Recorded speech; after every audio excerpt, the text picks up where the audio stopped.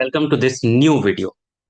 अब मेरी पिछली वीडियो में जब मैंने उसको पोस्ट किया, कई लोगों के ये कमेंट आए कि आप कैसे कह सकते हो कि वोट चोरी नहीं हो रही है, या फिर आप इस चीज के अगेंस्ट में क्यों नहीं बोल रहे हो। इट फील्स एज इफ आप भी उन्हीं लोग की भाषा कहते हैं, या फिर your opinion is not unbiased. अब पहली चीज, अगर आपने वो पिछला वीडियो नहीं देखा है पूरा, तो आप पहले जाके उस वीडियो को पूरा देखिए। मैंने ऐसा कहीं नहीं कहा कि जो चीजें हो रही हैं या फिर जो नेम की डुप्लीकेसी है, ये सब चीजें गलत हैं, ऐसा होना चाहिए, मैंने ऐसा कहीं नहीं कहा है।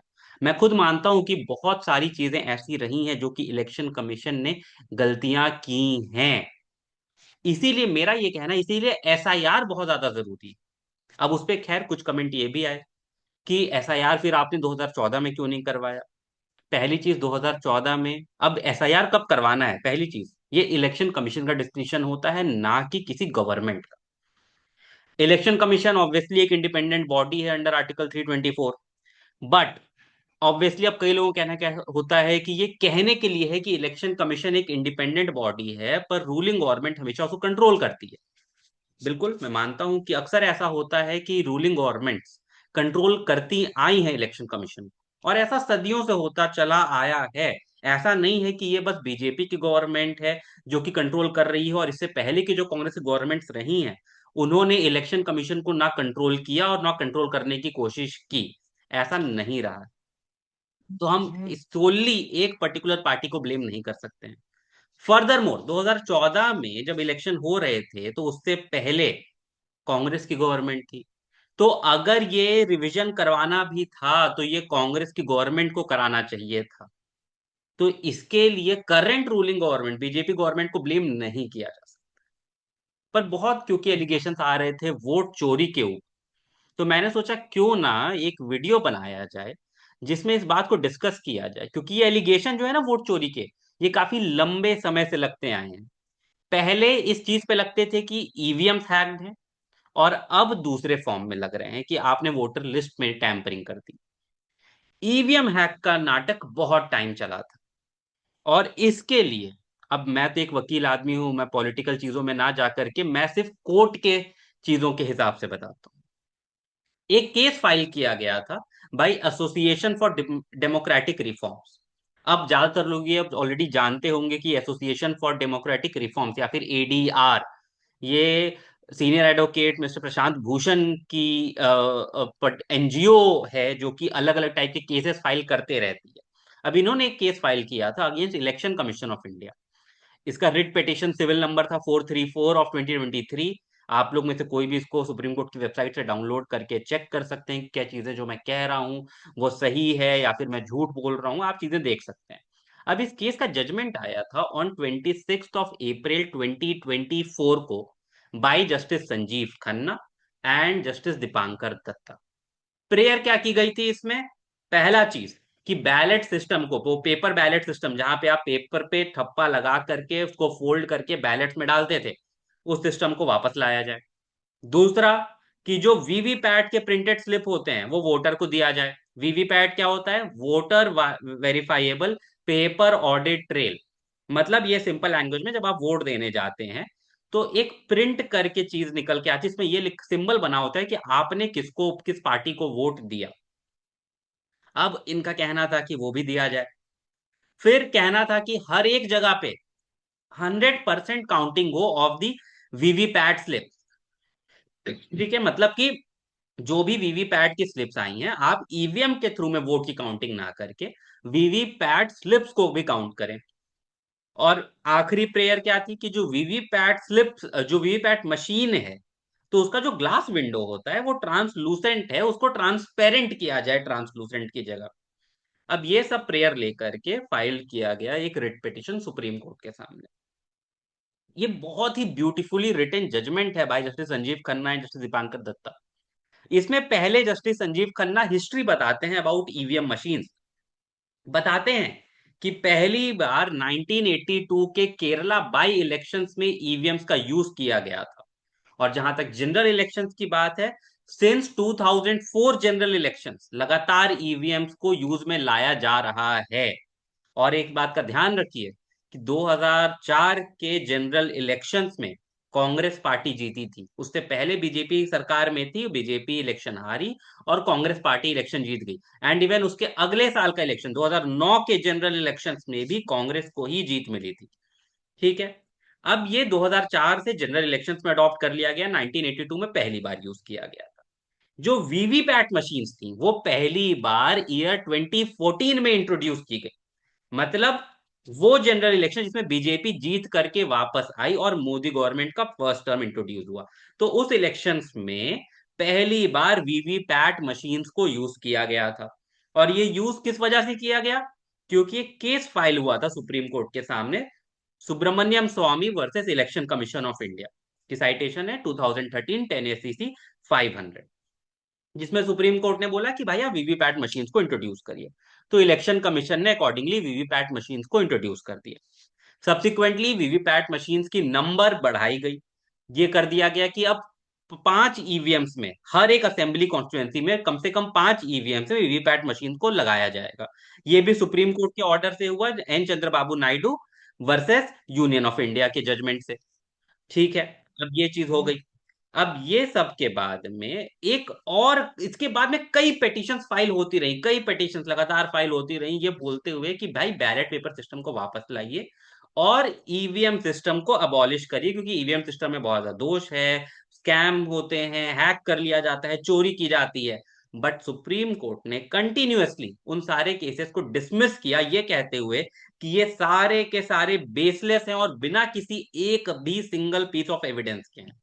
कोई एविडेंस नहीं है इनमें ये बताने के लिए कि ईवीएम्स जो हैं वो हैक्ड थे और उनसे प्रॉपर इलेक्शन नहीं हो पा रहे, इलेक्शन में फर्जीवाड़ा हो रहा है।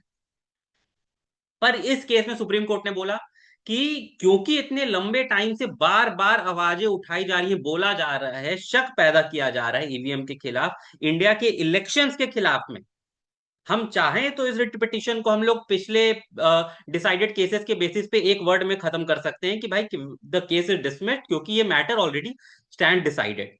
पर क्योंकि इतनी चीजें बार बार बोली जा रही हैं, तो इसीलिए जरूरी है कि हम इसको एक पूरे तरीके से डिसाइड करें फाइनली, ताकि जो ये सस्पिशन के बेस पे सुप्रीम कोर्ट ने जो वर्ड यूज किया वो क्या, सस्पिशन एंड डाउट के बेस पे ये जो सवाल उठाए जा रहे हैं, विच मीन्स इन इटसेल्फ कि कोई भी even a single piece of evidence supreme court के सामने नहीं लाया गया था टू शो कि सच में इन ईवीएम को हैक किया जा रहा है या इन वोटों की चोरी की जा रही है, या जो वो परसेप्शन बनाया जा रहा है। सुप्रीम कोर्ट ने सीधा कहा कि ये merely on the basis of doubt आप लेके आ रहे हैं और merely on the basis of suspicion आप ये बात रख रहे हैं, आपके पास इसका कोई भी प्रूफ नहीं है। अब सुप्रीम कोर्ट इस जजमेंट में पहले बहुत डिटेल में एक्सप्लेन कर दिए कि ईवीएम मशीन्स होते क्या हैं, वीवीपैट मशीन्स क्या होती हैं, और क्या ये पॉसिबल है कि उनको किसी भी तरीके से मॉडिफाई किया जा सके या हैक किया जा सके, सो दैट वो जो उस वक्त नैरेटिव चलता था कि आप कोई भी बटन दबाएंगे वोट बीजेपी को ही जाएगा, क्या ये चीज की जा सकती है। और वो पूरा डिटेल में एनालिसिस किया। आपने सुप्रीम कोर्ट ये कहती है कि ऐसा कर पाना किसी भी तरीके से पॉसिबल नहीं है। कैटेगोरिकली होल्ड किया है सुप्रीम कोर्ट ने कि ऐसा कर पाना कभी भी पॉसिबल नहीं है, ऐसा हो ही नहीं सकता है। फिर सुप्रीम कोर्ट इसमें कई डेटा को भी एनालाइज करती है। सुप्रीम कोर्ट ये भी मानती है कि हाँ भाई, टोटल 5 बूथ्स पे हमारे जजमेंट 2019 के जजमेंट के अकॉर्डिंग वेरिफिकेशन भी होता चला आ रहा है। और सुप्रीम कोर्ट ये बोलती है कि आज तक टोटल 41,629 ईवीएम्स और वीवीपैट्स को मैच किया गया है और 4 करोड़ से ज्यादा वीवीपैट स्लिप्स को टैली किया गया है ईवीएम में गए हुए वोट से। और आज तक एक भी गलती नहीं पाई गई है, एक भी ऐसा इंस्टेंस नहीं रहा है जिसमें यह पाया गया हो कि जो वीवीपैट मशीन से निकली हुई स्लिप में वोट हैं वो डिफरेंट हैं फ्रॉम द वोट्स जो ईवीएम दिखा रहा है। सुप्रीम कोर्ट ने कहा है कि ये 2004 से आज तक में 4 करोड़ से ज्यादा वीवीपैट स्लिप्स को मैच किया गया है और 41,629 कॉन्स्टिट्यूएंसीज में अलग अलग जगहों पे ईवीएम और वीवीपैट मशीन को मैच किया गया, आज तक एक गलती नहीं मिली। हालांकि एक गलती नोट डाउन की है सुप्रीम कोर्ट ने कि एक इंस्टेंस हुआ था 2019 के लोकसभा इलेक्शंस में आंध्र प्रदेश में, जहां पे गलती पाई गई थी। पर वो गलती क्यों पाई गई थी? क्योंकि जो वहां पे कंट्रोलिंग ऑफिसर था, जो प्रिसाइडिंग ऑफिसर था, उसने गलती क्या कर दी थी कि वो मॉक पोल के डेटा को डिलीट करना भूल गया था। सुप्रीम कोर्ट ने ये कहा कि तो इस तरह की गलतियां हो सकती हैं, पर ये ह्यूमन एरर है, इसके लिए आप मशीन को गलत नहीं बोल सकते हैं। और फिर अकेले 2019 के इलेक्शंस में 20,687 वीवीपैट स्लिप्स को फिजिकली काउंट किया गया, और एक भी वोट या फिर एक भी डिस्क्रिपेंसी या फिर एक भी मिसमैच ऑफ वोट नहीं पाया गया फ्रॉम द ईवीएम। एक भी जगह ऐसा नहीं मिला कि एक भी ऐसा सिंगल वोट हो जो कि वीवीपैट में अलग दिख रहा था और ईवीएम मशीन में अलग दिख रहा हो। दैट इटसेल्फ शोज कि ये सारी चीजें बेबुनियाद थी, सब कुछ। फर्दर सुप्रीम कोर्ट ने यह भी कहा कि एज पर rule 49 MA of the conduct of election rules 1961, ये पॉसिबल है कि जो लोग इलेक्शंस में वोट देने जा रहे हैं, जो इलेक्टोर्स हैं, वो लोग कंप्लेन कर सकते हैं। और आज तक till the date of writing of this judgment total 26 बार कंप्लेन की गई है कि शायद से जो वीवीपैट मशीन से जो स्लिप निकल के आया वो अलग आया, मैंने तो वोट कहीं और दिया था। और एक भी कंप्लेन सच्ची नहीं पाई गई, एक भी कंप्लेन सच्ची नहीं पाई गई। आज तक 26 कंप्लेन हुए और एक भी सच्चा नहीं पाया गया है। सुप्रीम कोर्ट ने फिर ये ऑब्जर्वेशन दिया कि अगेन एंड अगेन जो आप ये बिना किसी एविडेंस के जो चीज लेकर के आ जाते हैं, जो आप सवाल उठाते हैं कि जो इलेक्शंस हुए हैं वो फेयर नहीं हुए और वोटों की चोरी की जा रही है और ईवीएम मशीन हैक कर लिए जा रहे हैं, ये बहुत ही गलत हरकत है आपकी तरफ से। और ये जो चीज आप कर रहे हैं, इससे पब्लिक में एक डिस्ट्रस्ट क्रिएट होता है, पब्लिक ट्रस्ट नहीं कर सकती है। और इस डिस्ट्रस्ट से क्या होगा कि लोगों का कॉन्फिडेंस खत्म हो जाएगा इलेक्शन के प्रोसेस में, लोग वोट देने नहीं आएंगे, लोगों को लगेगा वोट देके फायदा क्या है। और ये सारी चीजें, सारे डाउट जो आप लेके आ रहे हैं, ये बिना एक भी एविडेंस के आ रहा है। आपके पास एक सिंगल पीस ऑफ एविडेंस नहीं है इसके लिए। अब इस पे आर्ग्यूमेंट क्या आता है, आर्ग्यूमेंट क्या नोट किया गया है, ये साइट किया जाता है कि विकीपीडिया पे एक आर्टिकल है, विकीपीडिया पे, ठीक है, विकीपीडिया पे एक आर्टिकल है जिसमें बोला गया है कि एक ऐसा फर्मवेयर एक्सिस्ट करता है जिसके थ्रू जो मेमोरी है ईवीएम मशीन के, आप उसको रिप्रोग्राम कर सकते हैं। अब आप ये सोचिए, ये बहस सुप्रीम कोर्ट में की जा रही है बाय अ सीनियर एडवोकेट कि विकीपीडिया पे एक ऐसा सिस्टम अवेलेबल है। और यहां पे आप ये भी याद करिए कि जब बहुत ज्यादा सवाल उठे थे ईवीएम मशीन्स पे, तब इलेक्शन कमीशन ने अपनी ईवीएम मशीन सामने रख दी थी और ये कहा था कि जिसको भी शक है वो आए और हैक करने की कोशिश करके देख ले, कर ले हैक, अगर कर सकता तो। और एक भी पॉलिटिकल पार्टी या एक भी पर्सन आके उसको हैक नहीं कर पाया। इसीलिए सुप्रीम कोर्ट ने कहा कि ये बस और बस आपकी इमेजिनेशंस और सपोजिशंस हैं, और इन हाइपोथेसिस के बेसिस पे आप इलेक्शन पे जो लगातार सवाल उठा रहे हो, उठाते रहते हैं, वो बहुत ही गलत है। और मियरली आपके हाइपोथेसिस के बेसिस पे आप इलेक्शन को क्वेश्चन नहीं कर सकते, और इलेक्शन कमीशन ऑफ इंडिया को क्वेश्चन नहीं कर सकते, जिसने इतने सालों से बहुत अच्छे तरीके से इलेक्शन कंडक्ट कराए हैं। और सुप्रीम कोर्ट ने यह भी कहा कि ये जो बैलेट पेपर वापस लाने की आप डिमांड कर रहे हैं, ये बहुत ही गलत है। क्यों? क्योंकि बैलेट पेपर के अबॉलिशन से बूथ कैप्चरिंग खत्म हो गई, बोगस वोटिंग खत्म हो गई, इनवैलिड वोट्स का सवाल खत्म हो गया, लॉजिस्टिकल चैलेंजेस कम हो गए। इसीलिए कोई रीजन नहीं है कि क्यों बैलेट पेपर को वापस लाया जाए। और याद करिए, एक टाइम था जब बैलेट पेपर सिस्टम था और ये बहुत फेमस हुआ करता था कि कई बड़े पॉलिटिशियंस बैलेट बॉक्स ही लेके भाग जाते थे। इंदिरा गांधी का केस हुआ था वही इनवैलिड वोट्स के लिए। तो बैलेट पेपर सिस्टम में बहुत ज्यादा खामियां थी और इसीलिए EVM came out as a solution. और आज तक कोई भी ये पॉइंट आउट नहीं कर पाया, इतने सारे जो कंप्लेन्स हुए या फिर जब भी मैचिंग की गई, आज तक एक गलती नहीं मिली है। और ऐसा सुप्रीम कोर्ट की जजमेंट में लिखा है, ऐसा कोई पॉलिटिकल पार्टी या कोई गवर्नमेंट नहीं कह रही है, ऐसा सुप्रीम कोर्ट खुद कह रहा है। फर्दर सुप्रीम कोर्ट ने यह भी कहा कि ये जो टिंटेड ग्लास लगाई गई है वो ट्रांसलूसेंट इसलिए लगाई गई है ताकि जो प्रिंट होके स्लिप निकल करके आए वो सिर्फ उस आदमी को दिखे जो वोट दे रहा है, ऊपर से या कहीं और से किसी इंसान को ना दिख पाए। और इसीलिए वो टिंटेड ग्लास होना बहुत ज्यादा जरूरी है ताकि वो सीक्रेसी मेंटेन की जा सके, नहीं तो किसी और को पता चल जाएगा आप क्या वोट दे रहे हैं। और इसीलिए ये चीज नहीं की जानी चाहिए। तो हेंस ये जो सारे एलिगेशन है वोट चोरी के, ये 2024 से पहले भी किए जा रहे थे, पर पहले उनका फॉर्म अलग था कि हम ईवीएम्स पे क्वेश्चन उठाएंगे कि ईवीएम मशीन इटसेल्फ हैक्ड है। पर जब वो चीज नहीं चल पाई, सुप्रीम कोर्ट ने सीधा रिजेक्ट कर दिया कि यह क्या विकिपीडिया लेके आ गए हैं आप, आपके पास कोई एविडेंस नहीं है, आप बस उठा के क्वेश्चन कर देते हैं इलेक्शन को क्योंकि आप हार गए, आपके अंदर काबिलियत नहीं है इलेक्शन जीतने की, आप पे पब्लिक भरोसा नहीं करती है, तो आप क्वेश्चन मत करिए बार बार आठ करके। तो अब एक नई चीज लेकर के आई गई है कि अब इलेक्टोरल रोल में ही फर्जीवाड़ा है, क्योंकि पिछली वाली बात तो चली नहीं। अब यहाँ पे बहुत जरूरी है कि एक, मैं स्टेटमेंट देख रहा था of Omar Abdullah, chief minister of Jammu and Kashmir. उन्होंने सीधा सीधा कहा कि ये जो चीजें की जा रही हैं, अब याद रखिए उमर अब्दुल्ला कांग्रेस के साथ चला रहे हैं सरकार जम्मू कश्मीर में।